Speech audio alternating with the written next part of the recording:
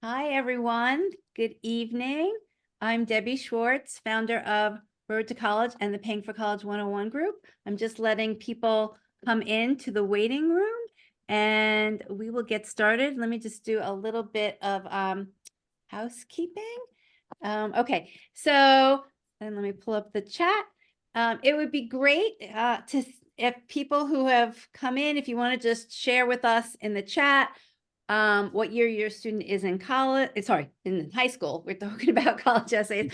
I imagine most people tonight have a student who's a junior in high school, but let us know. There could be people here younger as well. And where you're from and how much of the whole college process, if you started, if you've done any visits, things like that. And let me just tell you, tonight we are talking about college essays and a little bit about the college admissions process and how essays fit into that. This is technically a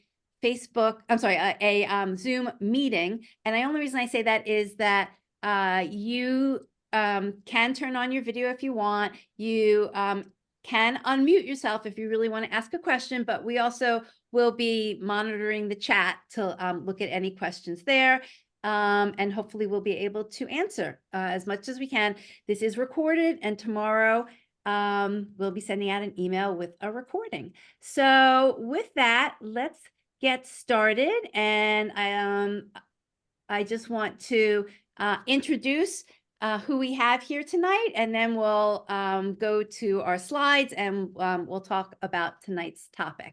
So I'm really pleased to have Terry Cowdrey with us tonight. Terry has a ton of experience in admissions and financial aid. She spent the bulk of her career as Dean of Admissions and Financial Aid at St. Lawrence University and Colby College, and then has now been consulting with over 20 colleges on the process. And Terry, you just finished up being interim dean for Beloit as well. So you do a lot of everything right now. And we also have John Chandler, who is a part of the Road to College team. John is managing editor of Road to College and is also the director of the college essay services that we'll talk a little bit about tonight. And John also has a tremendous background in writing, journalism. He was the managing editor of a website called The Penny Hoarder, and before that spent many, many years at the Tampa Bay Times as the general manager. So we have a lot of great experience tonight, and I'm happy to have both John and Terry with me. And we're going to get started on the topic.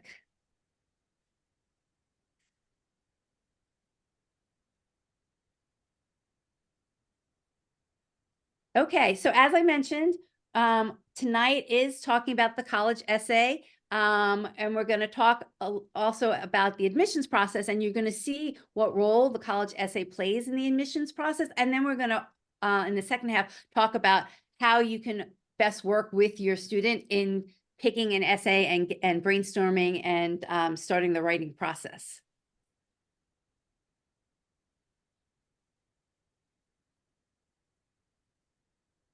So Terry's going to talk about what holistic admissions means, what the importance of essays play in the process.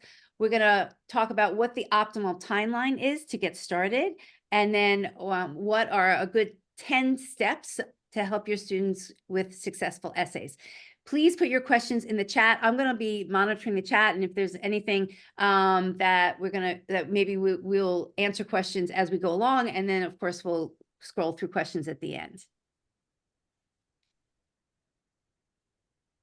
Good evening.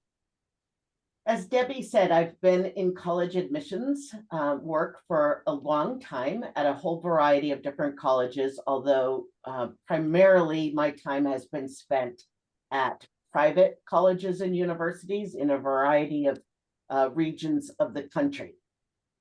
While they vary in their selectivity and they vary in terms of their institutional priorities and institutional culture, one of the consistent things you find is that all colleges and universities are schools first. And so the academic profile that a student presents in the application process is always the element that gets the most scrutiny and is considered the most important. That academic profile, I think sometimes families think is going to be really just the GPA that a student presents.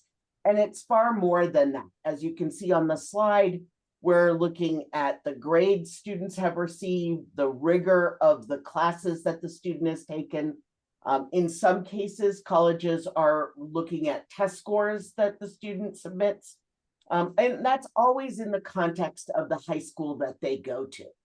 On the right-hand side of the screen, you can really see in the two circles kind of the relative importance of the academic review of the application and the personal review. While we all want to enroll wonderful human beings on our campuses, we also want them to be there for the entirety of the program, typically for 4 years. And so we want those students to be academically prepared to be successful on our campuses, assuming that they put in the work that they need to do. And as I like to say, the fact that they do their job. I think it's important as well to understand that we also learn something about the student through their letters of recommendation, again, required in some application processes, through the essays that they write, and through their extracurriculars and the experiences that they have. One of the things that I think is important, whether students are at public schools, private schools, are homeschooled, are doing dual enrollment with college courses, et cetera, is that most colleges are going to be looking for substantial preparation in 5 core academic areas: in English, in history and social studies, in mathematics, in sciences, and in world languages.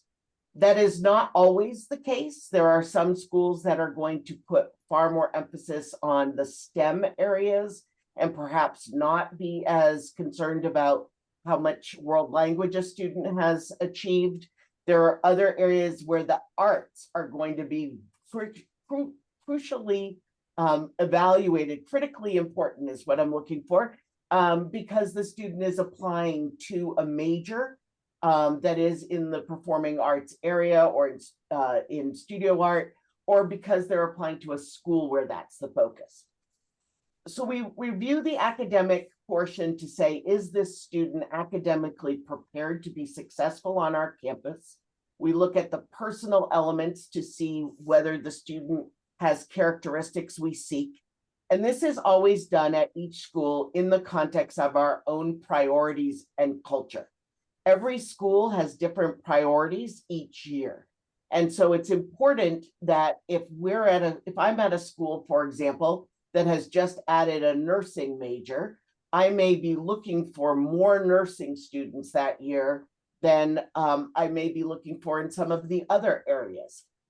Similarly, there are colleges that have very specific rules based on the legislatures in the states about the percentage of in-state versus out-of-state students that they can enroll. So there are always institutional priorities at work.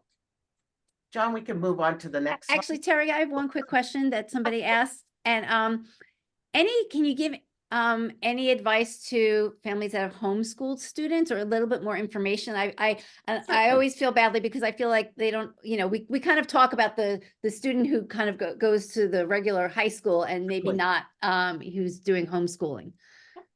Just to talk, yes, I'm happy to talk about that. I think that what we see a lot of our students that are homeschooled, but often in somewhat hybrid situations where a parent, or sometimes both parents, are instructors in some of the areas of study, but that the student is also often taking either virtual classes in certain areas. I'll use the example of the homeschooler who's related to me, where the parent was teaching the English and social studies, but the student was doing the mathematics online and world language primarily online, and then actually doing science courses at a local college. So we often see a mix there, but I think what's really important when a student's homeschooled is that the responsibility is on the student and family to describe adequately what the student has accomplished in their curriculum of the homeschool so that it can be evaluated fairly against the students who are at a more traditional school and in a more traditional curriculum. Good advice. And one other quick question, and I've seen this a lot too, is you talk about, the school's institutional priorities. Is there any sense, any way that families can understand what those priorities might be? It's really a wonderful question, and I think it's a challenge lots of times for families to be able to ascertain what the priorities might be in a given year. Though I do think that one of the suggestions I have when you are, as your son or daughter, or for the students on the call, as you yourselves are thinking about different colleges, one of the easy things you can do is to sign up for Google alerts about the college, and that will bring to your email box news stories. So it might say a particular school has just added a particular major, or it might tell you a particular college has just cut certain programs.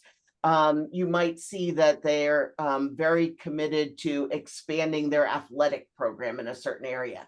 So this idea of being able to kind of see the news about the colleges you're considering, that's one of the ways to understand what that college is prioritizing in current times.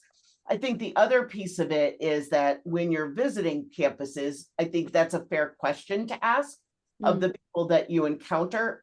It may be especially helpful if you're a musician and you're interested in being a musician, even co-curricularly. You want to know what's the orchestra looking for instrumentalists, what voice opportunities are there for vocalists. If you're an athlete, are there already 4 catchers on the baseball team? Because if so, and you're a catcher, you may not be somebody that they're looking for in the same way that they would be if they had 1 catcher and they were nervous about that in the coming year. So there are both the personal connections of priorities, but then the broad priorities that I think are often available, sometimes on the website, but very much through the news stories about a particular school. Okay, good advice. Thanks. To talk a little bit about that, back to the academic piece, I mentioned before that the colleges are always concerned about whether a student has the academic preparation in order to be successful at that campus. Can they hit the ground running with the expectations that faculty will have right there during that first semester? And I think that what we find is that there are a couple of things that will tell us that. Yes, certainly the achievement that a student has had in the courses they've taken. The trend of the grades over time is something that we look at. There's a lot of research that says that the senior year of high school is the most predictive in terms of how a student will do in their freshman year of college. It's one of the reasons some colleges put a lot of emphasis on that senior year fall, and that's something that students should be aware of. But I think there's also that sort of notion of, is this student going to push their peers in a positive way in the classroom? Are they going to be really excited about the academic opportunities? So it's not enough to be able to keep up, but are you also going to be someone who really has the intellectual ambition to make the best use possible of what's available? And again, some of that we learn through letters of recommendation. Sometimes we learn that in what students reveal through their essays, which we'll talk more about. And sometimes we'll see that through what a student has taken for courses. It's really important for all of you parents out there, if you're at a school where, for example, Your son or daughter wants to take calculus next year, but it conflicts with advanced placement English, and they're having a hard time getting it scheduled. That's probably not a great example. Most schools will make sure that that works, but sometimes it's that advanced placement Spanish that goes up against perhaps AP economics, and your son or daughter wants to take them both.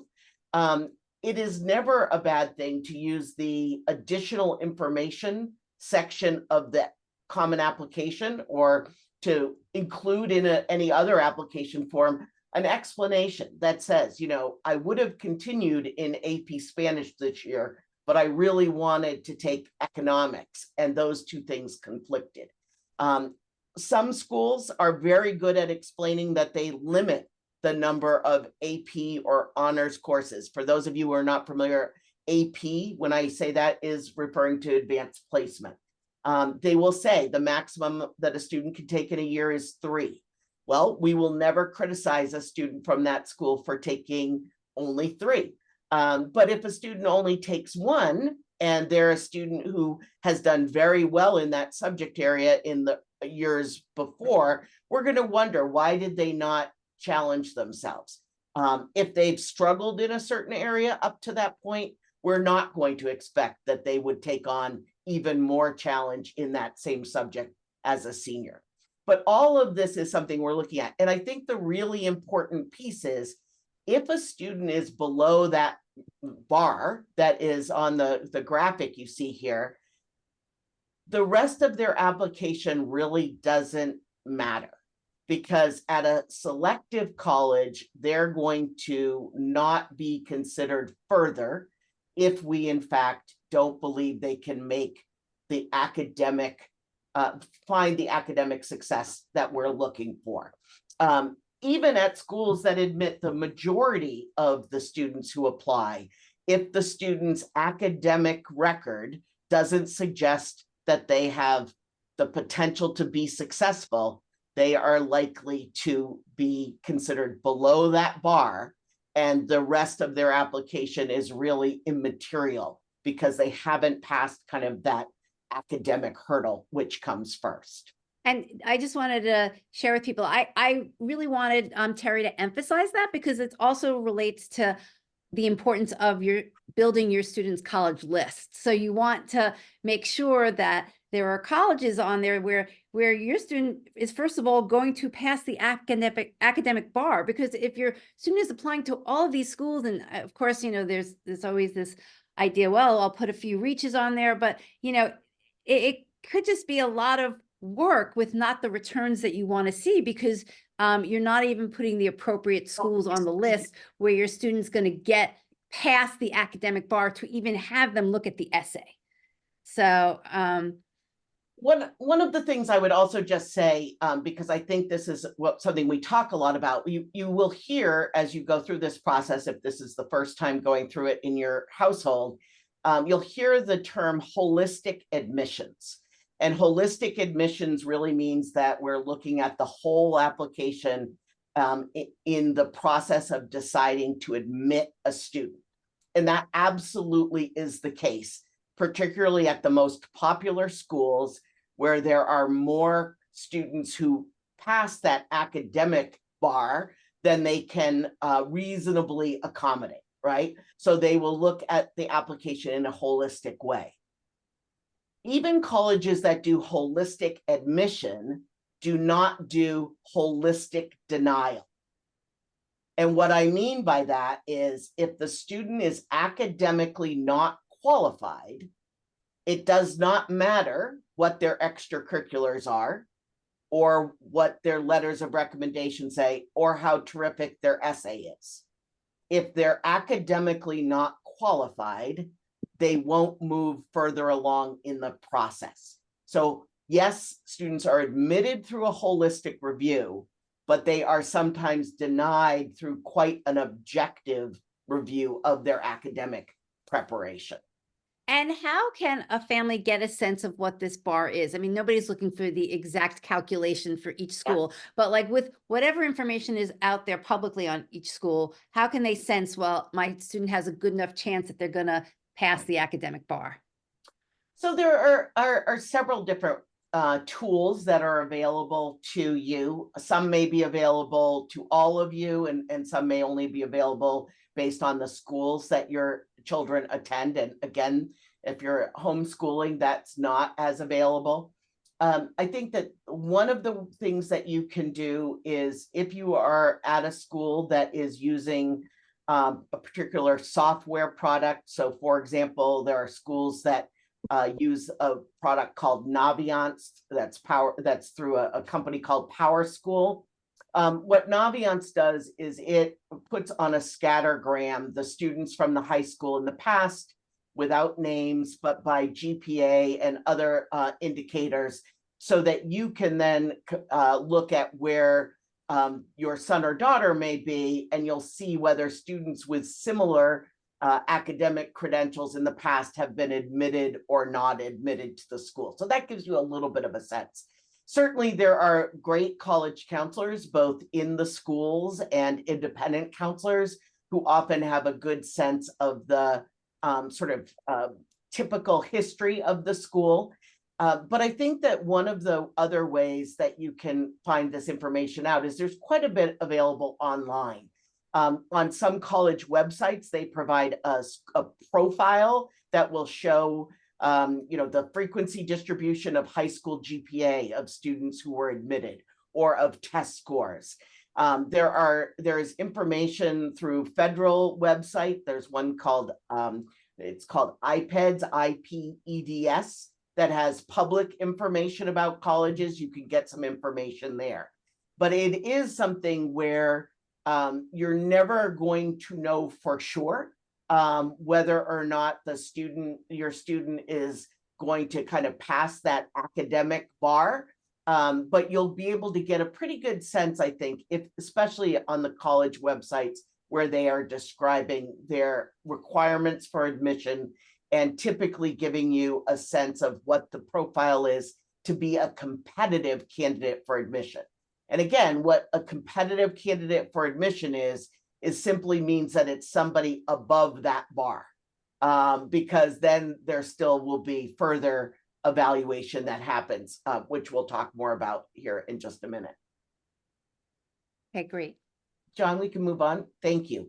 So this is a slide that can be a little bit scary, but we wanted to give you a sense of what the very, very most selective colleges go through in terms of a process. And this is just an example. We can talk about other kinds of schools later on. But so for this example, let's pretend the college got 30,000 first-year applications. And for argument's sake, for this discussion, these are not early decision or early action. The school is all regular decision. So it's 30,000 regular decision applications.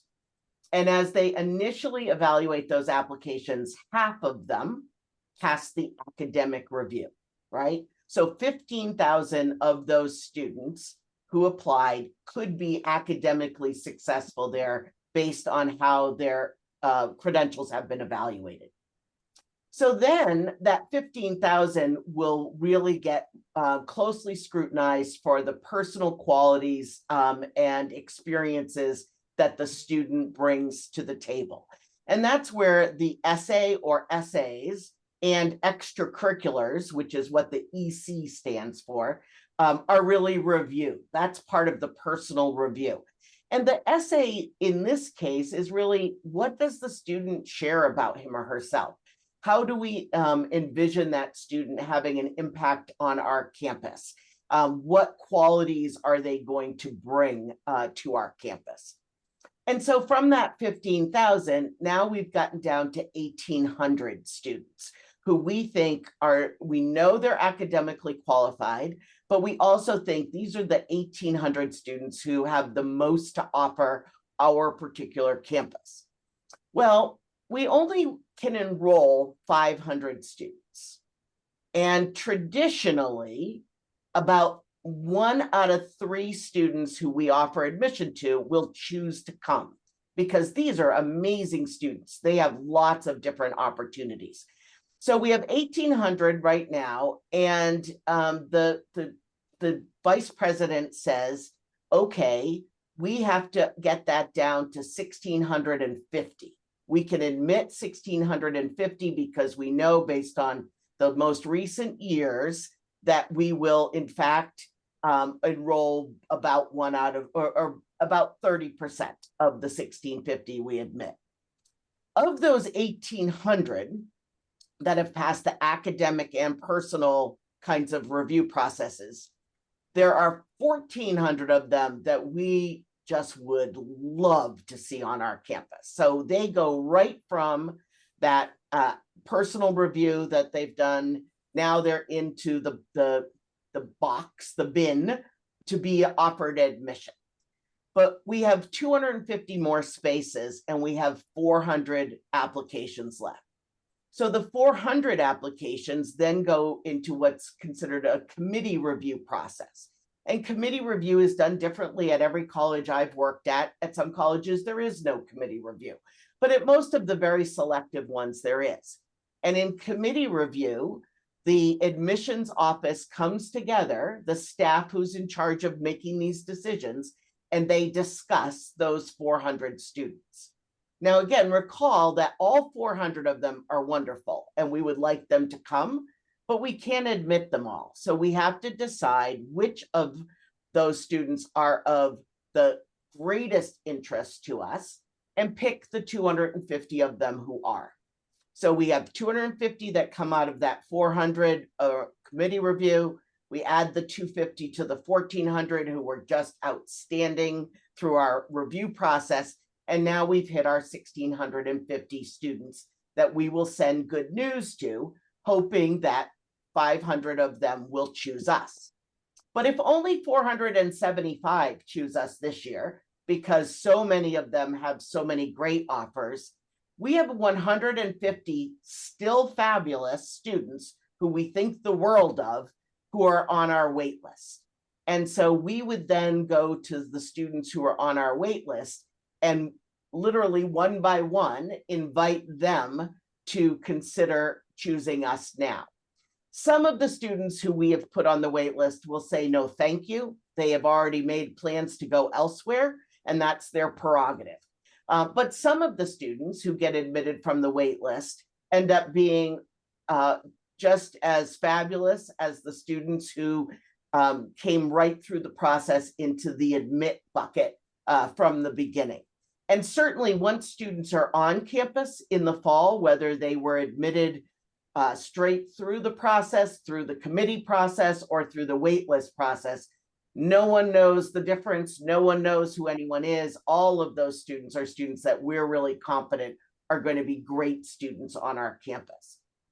The one other thing I just want to say, though, as we're using this example, as we could also take these numbers and change them, but the process is still the same. The student first has to pass the academic review, and then the college decides what personal characteristics they're most interested in. And then those students are offered admission up to the number that we can afford to admit. And then other wonderful students are put on the waiting list.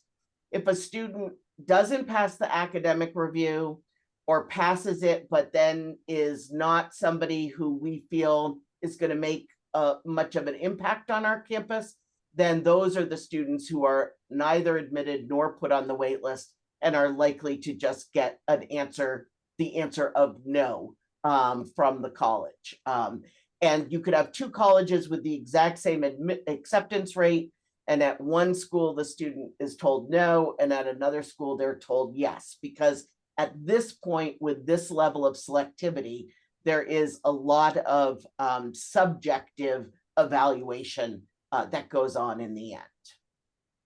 So kind of after they pass that academic bar, that's really more when you're saying, Terry, there's more subjectivity in reading the holistic application between the activities and the essays and the letters of recommendations.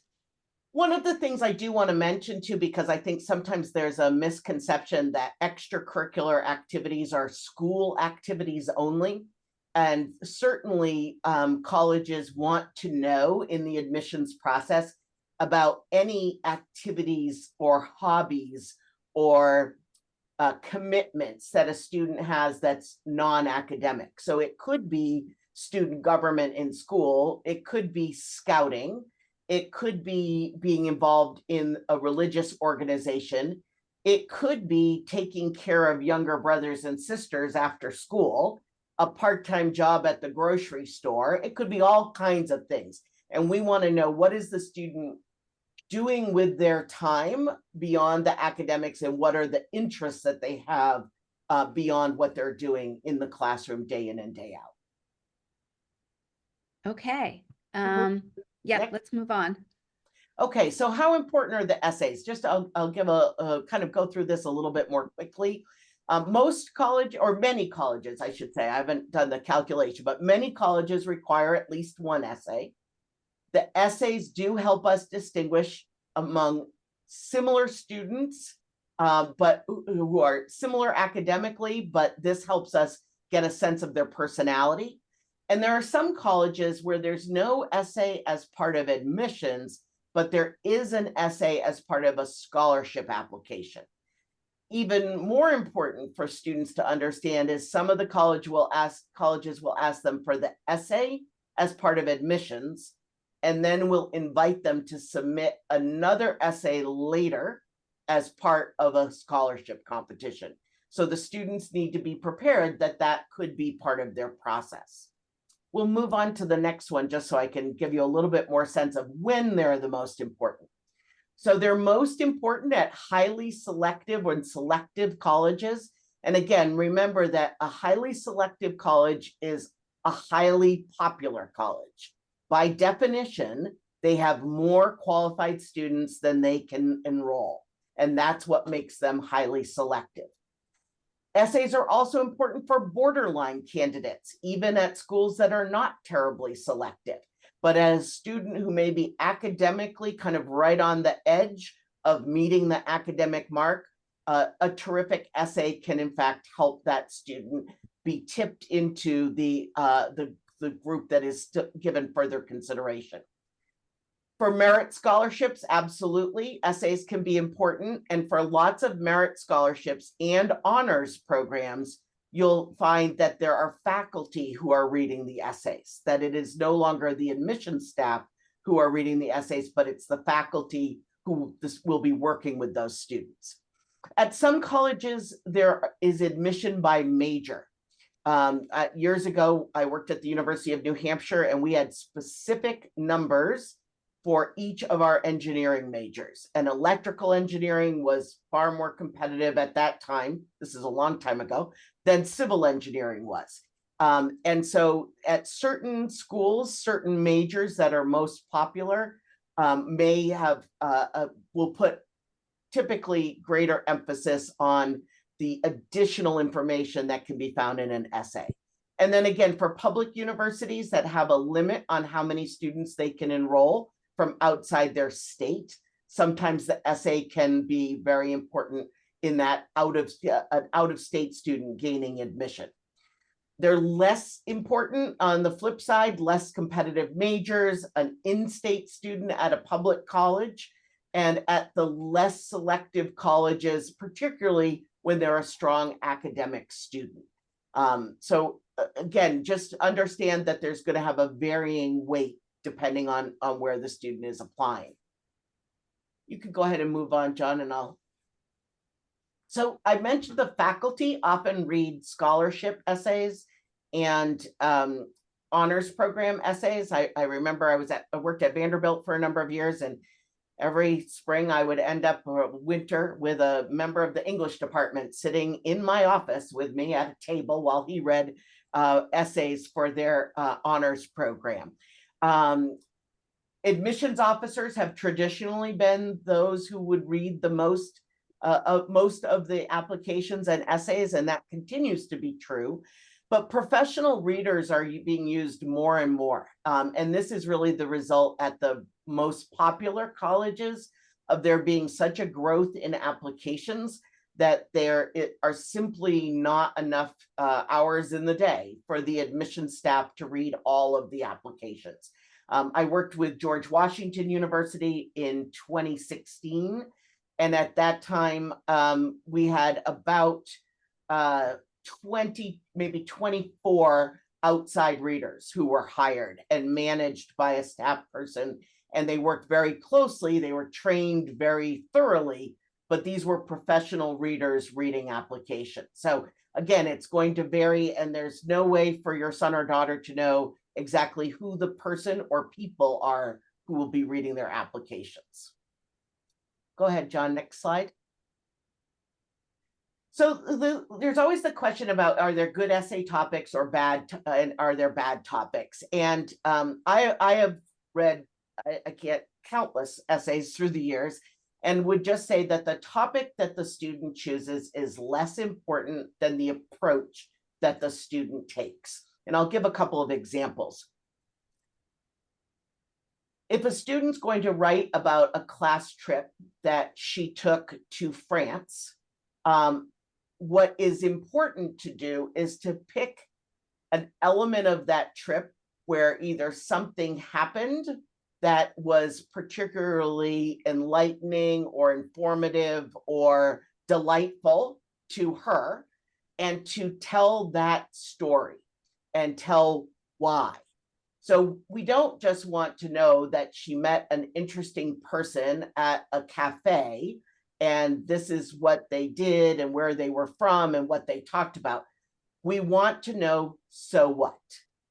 So what did you learn from that? So what did you think about that? So what did that interaction cause you to do the next day? Because maybe that person recommended that she explore a certain part of the city.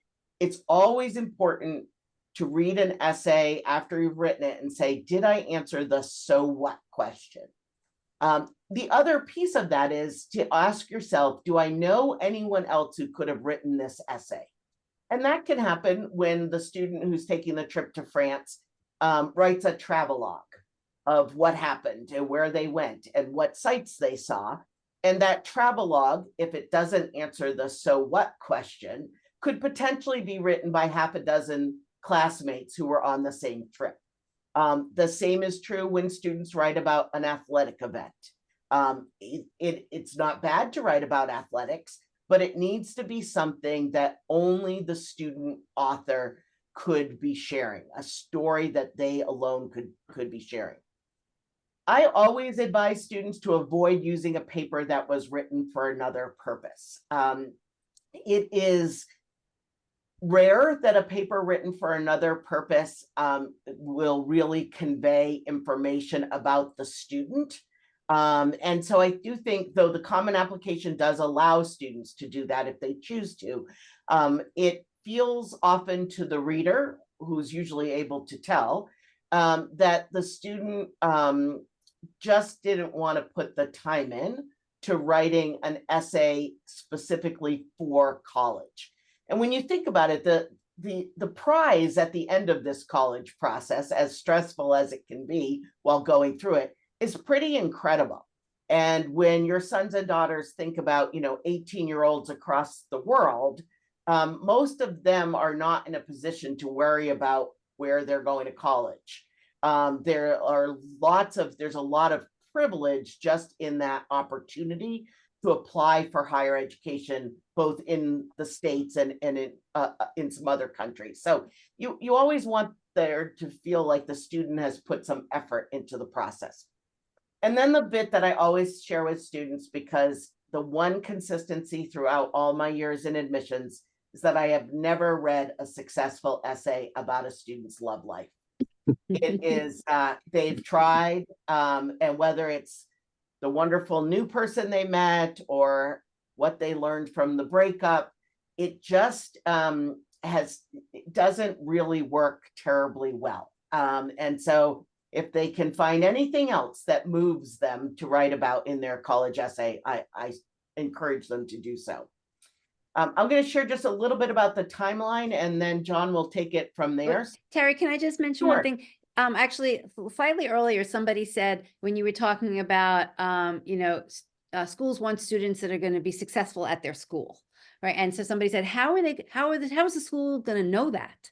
Right. And basically everything that you just described, it does come like, I mean, of course, again, once they pass that academic bar, then whether the school is going to, or whether the student's going to do well, kind of beyond the academics at that school, comes from the things that you just, emphasize. It comes from the essay, it comes from the extracurriculars, and that's where they have to show it.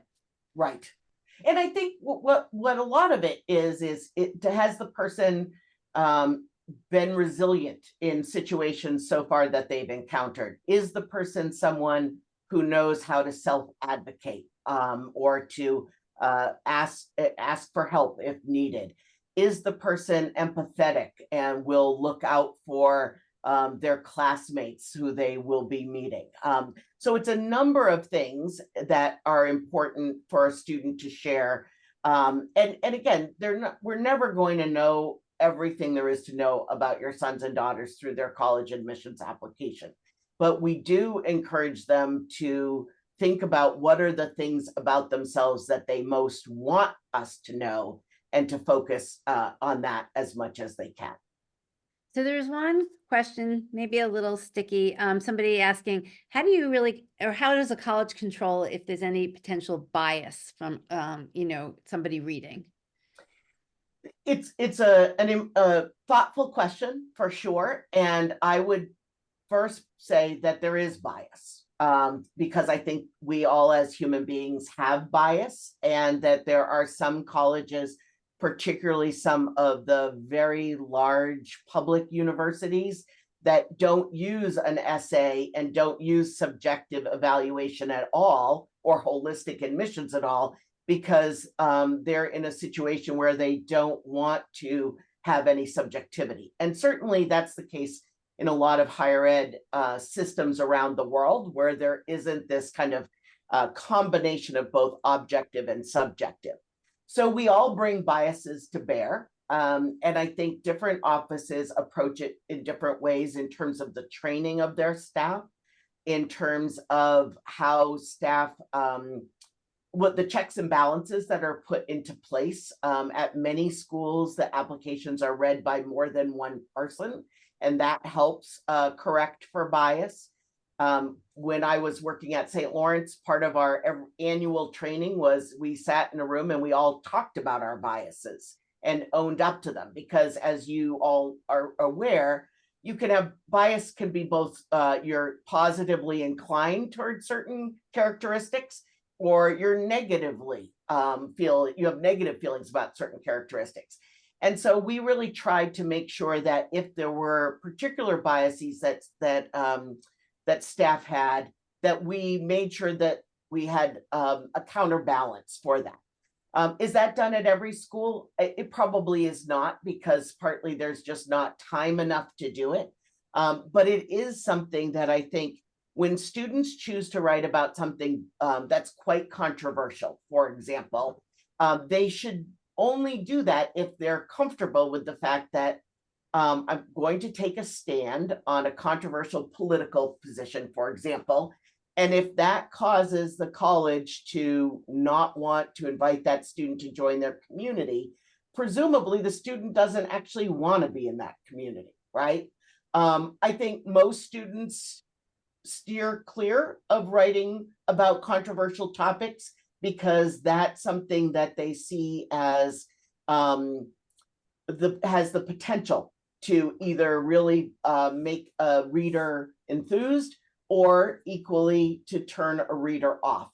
And so I again want your students to feel like they can write about whatever they choose to, but every choice has consequences, and the choice to write about a controversial topic would be included in that. Okay, thanks. Good advice. Before we get to the timeline, I do just want to mention AI a little bit here.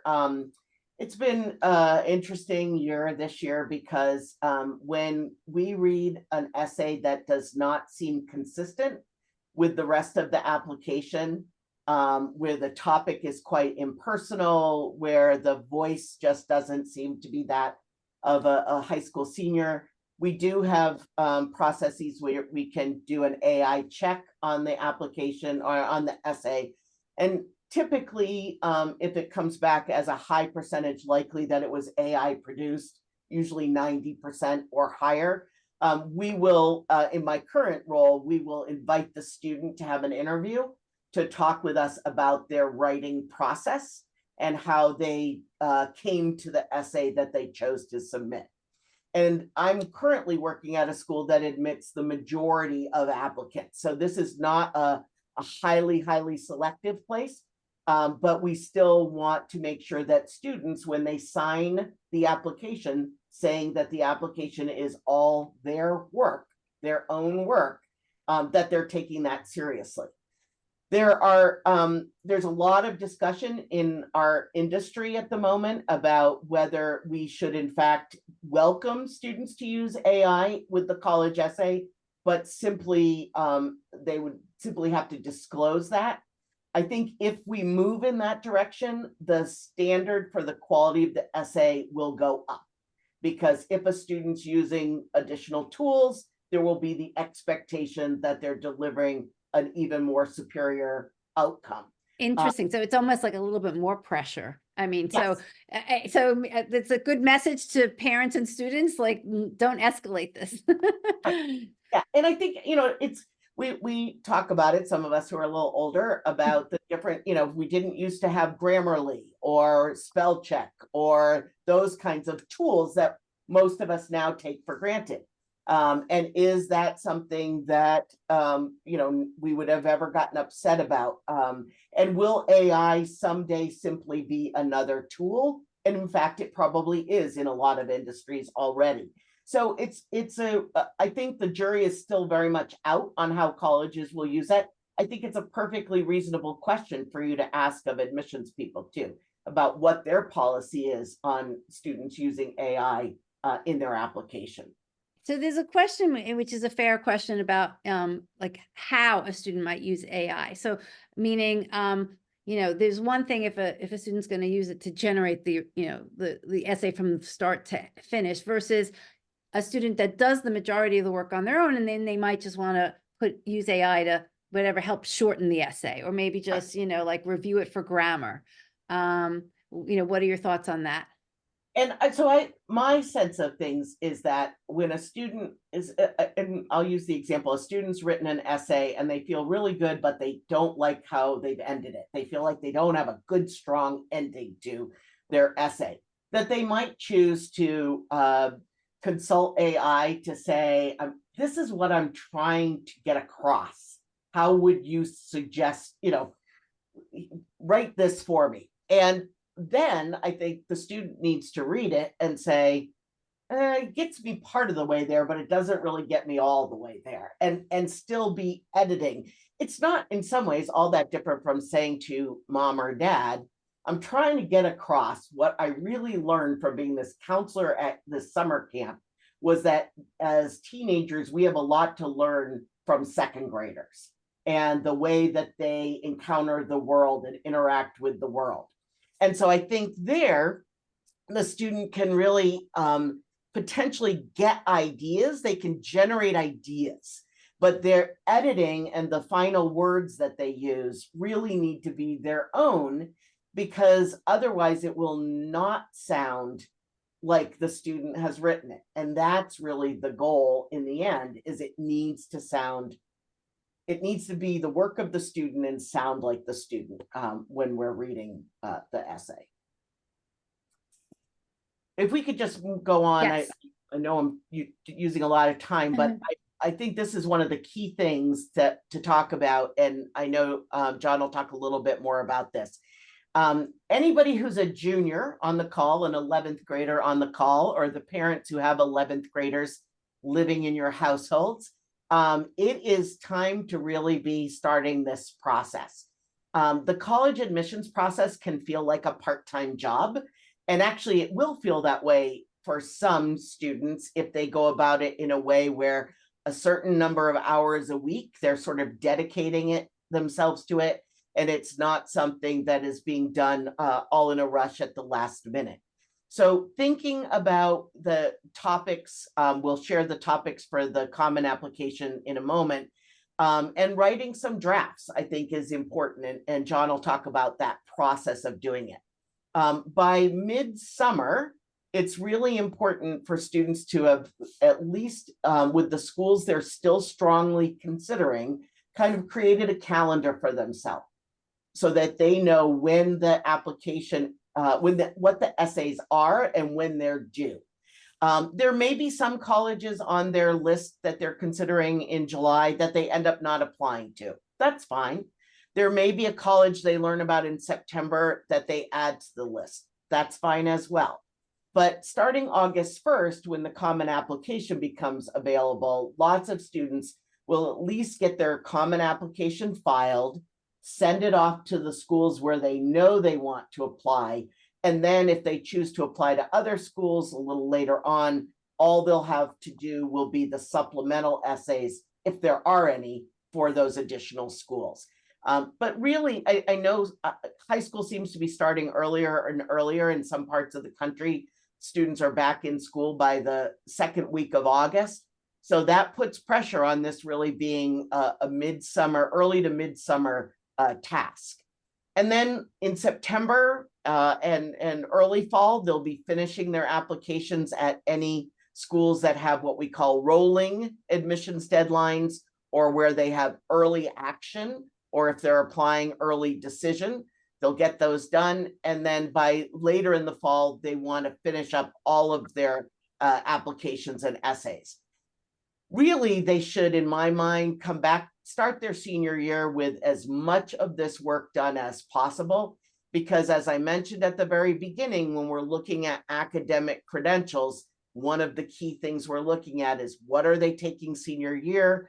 And then lots of colleges will look at those 7th semester grades or first trimester, or however it's arranged at the particular school, to make sure that that strong performance that we've seen earlier in high school is still continuing.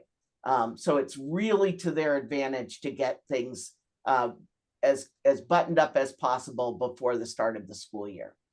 And we can move on to the Common App prompts, which hopefully these have already been published for the students applying to college next year to enroll in the fall of 25. The students have 7 choices. And for those of you who aren't familiar with the Common Application is accepted at literally hundreds of colleges, private and public, US and international. And if you go to commonapp.org on the web, you'll be able to quickly see the lists of hundreds and hundreds of schools that are happy to use this form. Many colleges have no other choice but this form. Some colleges provide students 2 or 3 options for them to use for their application form. What I wanted you just to notice here is the verbs that are in red particularly. This is about sharing. It's about what do they learn. It's about reflecting, discussing, describing. And I emphasize those because, again, especially when you go with number 3 and 4 about reflecting, that goes back to what I had said earlier about answering the so what question and making sure that the reader is satisfied at the end of the essay that they feel that they have learned something about the student who has written it. You see at the bottom that they do have the option of responding to any topic of their choice, including it could be something they've already written.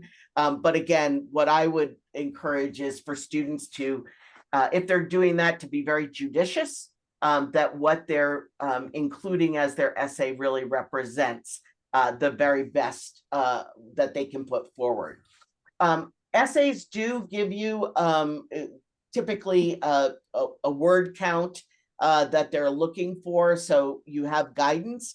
There are some colleges that include short essay questions as well as the longer essay. And so some of the short essay ones might be 200 to 300 words, with the longer essay being more in the 500 to 700 kind of words. You move on, John. So how long do we want to go here and be respectful of everyone's time here, Debbie? I can hit the highlights. Yeah, hit the highlights and then, probably another 15 minutes or so. We can do that. Well, hello everyone. I'm John. I work with Debbie and coordinate our essay program. So we'll go over the basics here of how to do it. A lot of this, I think, will dovetail nicely with the things Terry was saying. So we start with the goal in mind. Really, what do you want to end up with here? Not just some pretty words on a sheet, but you really have a goal in mind here of showing your unique self. A quick aside about ChatGPT and other AI tools, they don't know the student. It's very hard for AI to do much from scratch. If you feed it an outline and everything, it's still not going to write it very well, in my experience. So AI is a wonderful tool for many things. This is not one thing that it's very good at least not yet. And I don't know how it'll ever climb inside someone's head to understand the unique person they are, the traits they have, and how they're demonstrating them. So be memorable with the essays. It's all about specifics and examples. And Terry had mentioned that as well. The way to grab attention here is you got to make it about you, and you're trying to accomplish a very specific goal here. Pick me, right? I am a good student for your school. Pick me.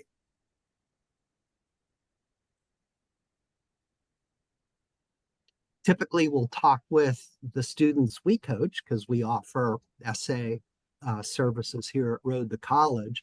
You're trying to demonstrate certain things. You don't have to come out and say it. I would be a great student at your college. You're trying to demonstrate particular traits. Here are 7 that come up in a lot of different situations. And these are just good traits for life, right? So these are things that can make you successful in anything. And there's certainly things that essay readers, faculty, and others who are making decisions on having students attend their schools or not are going to be looking for.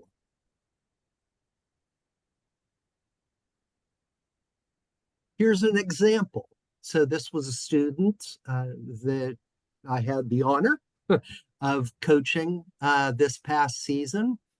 He was a very smart young man, wasn't sure what he wanted to write about.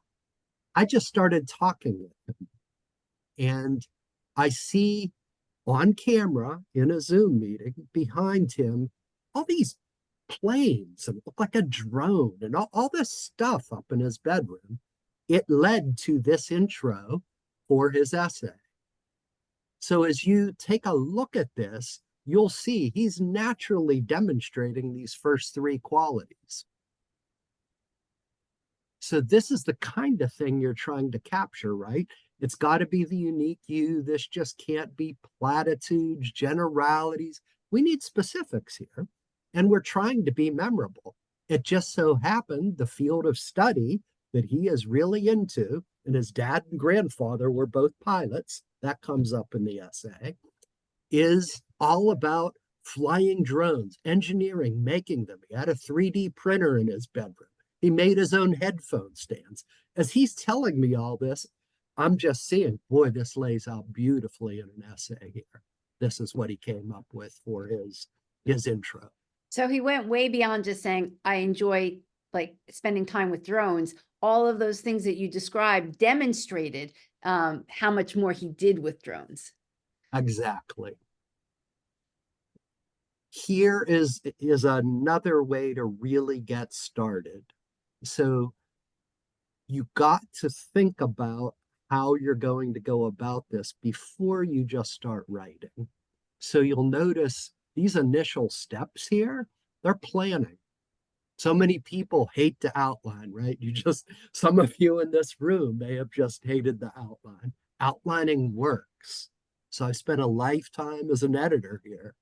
And I'll tell you, people outline all sorts of different ways. Doesn't have to be fancy, doesn't even have to be highly detailed, but you have to know where you're heading with it. We try to work this out with the students we work with before they ever start writing. So you have to get organized, and then you have to know what you're going for. A thesis. It can be a couple of sentences, but the idea is, what is it that you're trying to get across here? And if you can do that, the writing will come so much easier. I actually took a look at the student here, and we had come up with, you could write this a lot of different ways. Through my experiments in aviation and engineering, I've cultivated a resilient and innovative mindset, driving me to pursue my passions in college and beyond. Okay, there's one sentence that kind of sets up the whole thing. You don't have to even have those specific words in the essay, although it would be okay. But yeah, that's the idea you're trying to put across. If you've accomplished all that, then it just becomes, come up with a good opening, stick with your thesis, eliminate extraneous materials, use examples, right? So we had examples here. It's not just general things. You're talking about you specifically. Only you know you, not an AI tool or anything. Now, of course, there is an art to writing. You need to have smooth transitions. A lot of people may struggle with those. Conclusions. Even professional writers struggle with conclusions. It's hard sometimes to really come up with it. But this is the way you can really tie together a good essay that, may harken back to the beginning. It's coming back to your thesis again, and it's closing it all off in style in some memorable way. And then, this is going to sound like an editor, right? You got to edit. Must edit. You need to edit yourself, and sometimes it pays to have somebody else read it, at least to give you feedback. So this is the steps now that, in the interest of speed, I'm just going to go quickly through these because I've talked about each of these steps. Terry was talking about the Common App essay prompts. The way we tie them together is you think about traits you, thinking as the student, have or want to talk about or have exhibited, especially over the last year or two. And you want to then tie those in with, which one of these is best for me to write about? You have 650 words in a Common App personal statement essay to put that across. It's not a lot of words. It may feel like a lot to some people. It's really not that many. This flies by. You might be talking 6, 7 paragraphs. Okay, so it's not a whole lot of writing to do this. So you're trying to match this all up in your head. So John, somebody asked actually when Terry was going through the essays, what advice is there for helping my students decide which prompt to pick? And you just, emphasize it's less about picking the prompt. And the first step is really deciding what the student wants to include in what traits and experiences they want to highlight, and then go to the prompts. Completely agree. What Terry was saying about approach, I so agree with that. So it may be hard to make certain topics interesting. And, that's why I'm sure you'll read things that say, don't write about this or that. It's not really about that, right? Like, you could have a brilliant piece of writing about a seemingly mundane thing in the hands of a great writer, right? So it's not really the topic. In fact, you might impress readers by writing something so interesting about a seemingly everyday experience that illustrates something about you. That can happen, right? Doesn't have to be. Actually, do you mind, Terry, can you share your one that you shared with us about the cheese? Yes. So I had shared with Debbie and John that a young man wrote an essay about how hard it is to be a cheese hater in a cheese loving world, and how he did not like cheese. And his friends would say, but you must like pizza. And it only has a little bit of cheese. And he would say, no. And that he did this with a sense of humor in a way that helped us see him as somebody who knew how to navigate being a little different than the others he was with, his classmates, but it didn't prevent him from being, as he told the story, from having fun with his friends or going to dinner with his friends or those sorts of things. But it was very memorable. This is now, I'm talking almost, 25 years ago that I read that. I'll use another quick example. One of the best essays I read was about a boy who moved, his family moved, and he was a little young when this happened. And he wrote about the fact that he rode his big wheel in his driveway and how that helped him connect with some other kids in the neighborhood, and sort of how grateful he was to the fact that he had a big wheel to ride, because that was his, kind of not olive branch exactly, but his connection to other people. Now, neither of those things would anyone think of as this kind of monumental topic, but both these young men in this case did great jobs with those essays. Because they were able to use the topic to really show their personalities. It's memorable, right? And it's you. I would say, in my experience, the most commonly answered prompts are 1, 2, and 5, for what it's worth. Pick any of them. Rarely do I see the so-called open-ended one, number 7, chosen. So yeah, if you do pick one of these prompts, answer it. That's another rule. So if you say you're answering a prompt, really stick with it and focus around it. But you don't have to start with the prompt. You're thinking about, what do I want to say? Who am I? What do I have to offer? And how does it line up with this?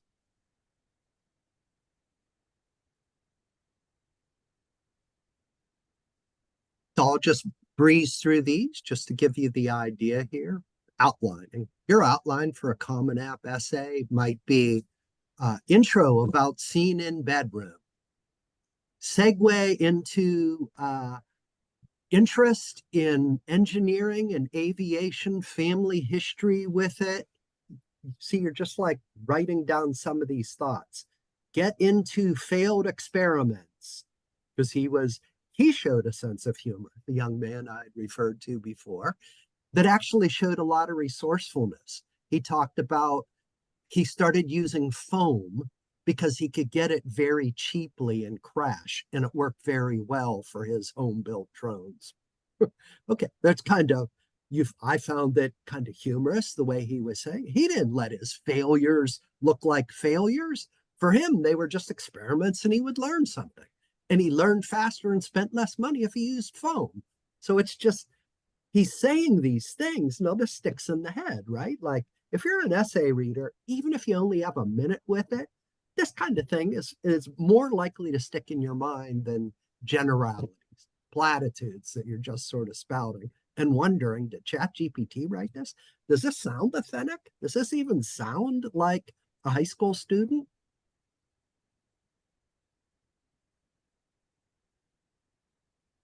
Grabbing interest. This is interesting too, near and dear to my heart, working for newspapers all those years. So much effort in narrative type news is about the top, grabbing people from the open. You don't have time.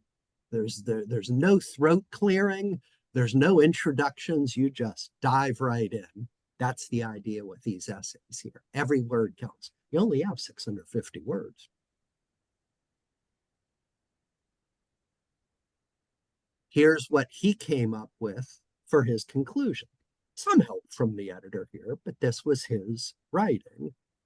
These are so hard for many people, like I said, even for professionals.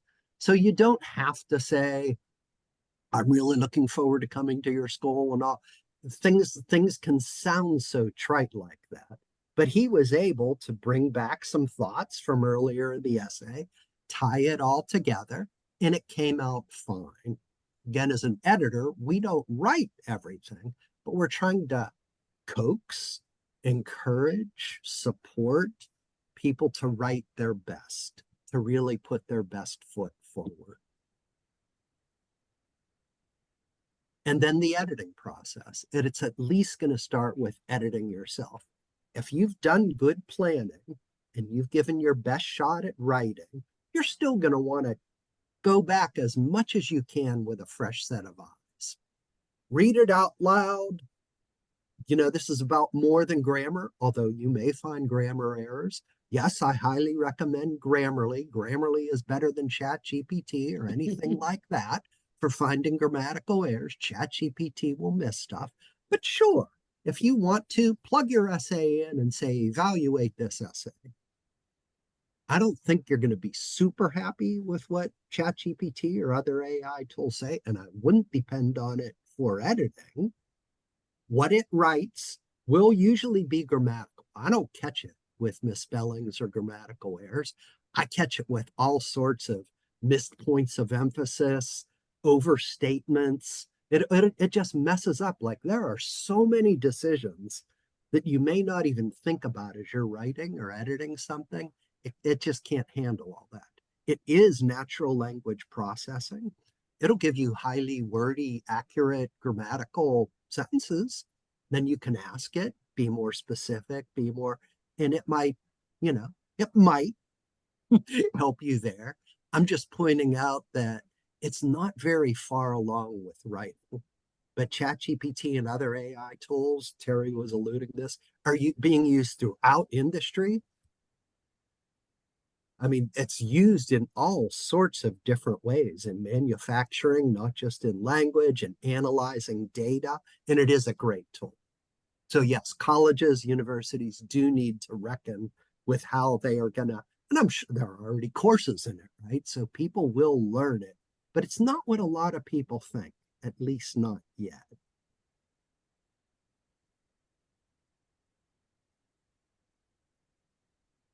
So I'll just run through this quickly. As you may remember from the beginning of this, I do manage our essay coaching program here at Road to College.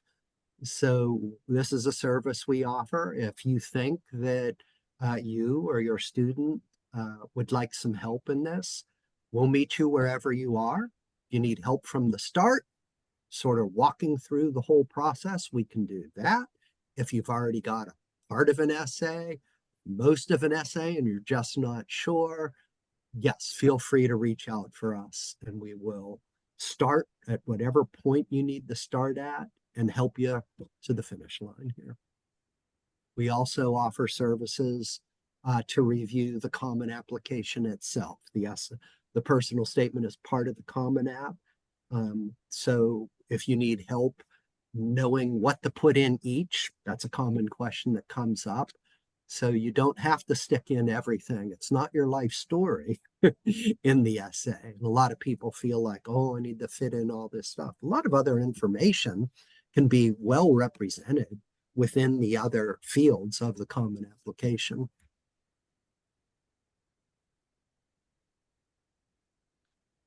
This is something that we hear from a lot of parents. Oh, if I had only known how much work an essay can be, because they can take a little bit of time, especially with students feeling the pressure. Students have all this homework nowadays. And if you're taking IB courses or AP courses, it's not like when I was going to school. And they can sometimes procrastinate, right? I don't mean to shock any of the parents here, but sometimes your children may procrastinate at some of this, right? So we just encourage everyone, get started, and you'll be so happy if you knock this off sooner rather than later. Don't create an emergency situation or a tense situation right at the end.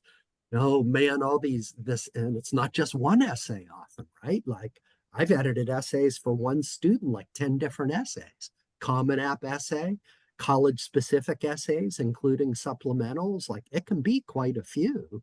Or if you're applying for scholarships too, we'll edit those. So it can be a lot. So the earlier you start, the better off you are. This is true of the whole college experience. The sooner you start, the better off you can be. And then that just takes so much of that weight off, right? Then you're not in a huge rush at the end. You've had time to think about it. You've had time to work through it. Just puts you in better shape overall. John, before we go on, I just wanted, because sorry, I know some people are leaving because it's getting late, but there was a good question that I wanted to ask both of you. Somebody is asking if a student is undecided about their major, does that make the essay more difficult to write? And the reason why, I wanted to ask this question is to even kind of maybe just address this idea of what somebody majors in and the essay and whether they need to be connected or not. So I would say that they don't need to be connected. The young man I talked about who wrote about cheese, clearly, and the big wheel essay, neither of those had anything to do with what the student wanted to pursue academically. But I do think the other really important piece of it is most students who are undecided have lots of interests. It's not that they have no interests. And so the undecided, I could imagine a student like the one John talked about, who's very interested in aviation and the drones and all, but maybe that student, you could imagine a student with those interests who's also fascinated by the classics, right? And really wants to continue to take Latin and maybe take some Greek, but also pursue aviation. Well, in some ways, maybe that's an undecided student, or maybe he in an essay talks about the variety of things, or a student talks about all of the different things they're excited about exploring when they get to college, and can relate vignettes that help us understand why. So I don't think the essay needs to be tied to what they want to do academically. I will say the exception to that may be for certain scholarships that may be something that is connected. So you want to always answer the question for sure, but not to overworry the undecided student, from my perspective. John may have a different thought. I think there's a lot of pressure on students to be so specific so early on. And no, I think it's more important to demonstrate these traits, right? Of curiosity, drive, resilience, a passion for something, contribution. It's like those are the most important things. And also, there's no pressure on you that you're signing a contract here that now you must study aviation. So if it's a passion, you could write about it and you're allowed to change your mind later. He may wind up, I bet like this young man winds up in a science related field, but he could switch. The fact is now it is a passion of his. Like Terry was saying, yeah, if you're like writing to enter a scholarship, if you're a young woman in engineering or STEM or something, yes, you're going to probably end up writing about those kind of things. But no, nobody should feel like they need to force it. Just focus on your best traits and what it is you're all about. Okay, so I know that it is getting late, and that we've actually had some questions in the chat. John, if you can maybe go to the next slide. Hopefully, our goal, and whenever we provide webinars and information, is to educate you on the process, so that honestly, you could walk away. If you want to do this on your own, you have enough information to start and manage it yourself. But if you do want help, we are here, and particularly with essays, we have two packages. One is just focusing on the personal statement. That's a lot of what we talked about tonight, to, again, as John said, help your student wherever they are. Some students already come and they know what they want to write, but they need help outlining it. Honestly, a fair number at this point in the year don't know what they want to write. So that's part of helping them pull out, as John gave the example of working with the student who had an interest in drones. So it's really, you know, pulling out what they want to write about and then helping them outline it, and having them write it, and work with them, you know, to edit it.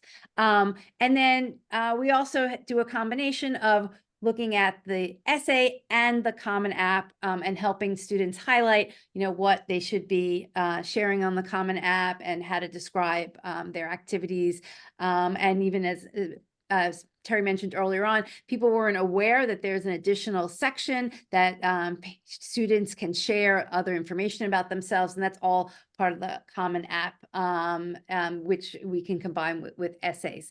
And I also wanted to give a sense, John, if you can go to the next slide, because people ask, you know, who would they be working with? And we actually, we've been doing this for a few years, and in this particular year, we've actually brought on some more people, and we look for people who have a combination of either college counseling experience and writing experience, and that's you'll see some of the examples here, or they've been an actual reader, as Terry had described, and that an example here is Monica is an outside reader at UC Berkeley, so they're very used to kind of looking over applications and essays.